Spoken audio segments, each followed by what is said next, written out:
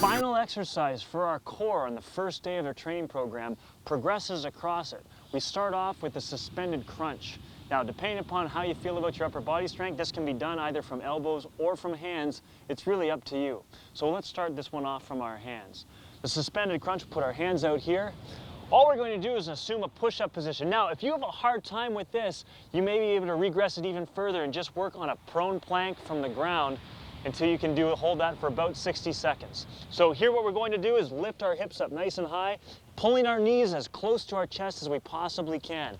Very important to get those knees up and making sure at the bottom of the movement we're not breaking parallel, putting all that stress onto our low back.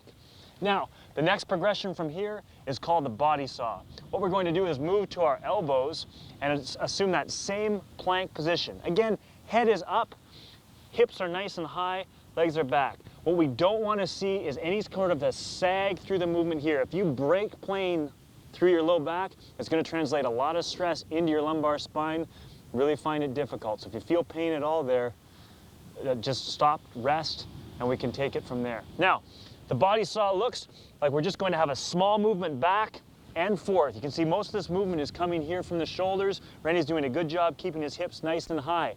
Don't let the small movement fool you. It's very, very demanding for your inner core and back and core stabilizers.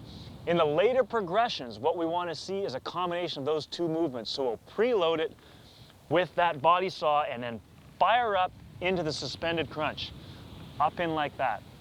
Now, if you want to go to a very extreme end of it, we can actually do the whole thing from our hands. This is incredibly challenging. So, from our hands, we're still going to do that same body saw preload and drive up with a powerful knees to chest, suspended crunch. Make sure you don't get that drop down at the back of the movement.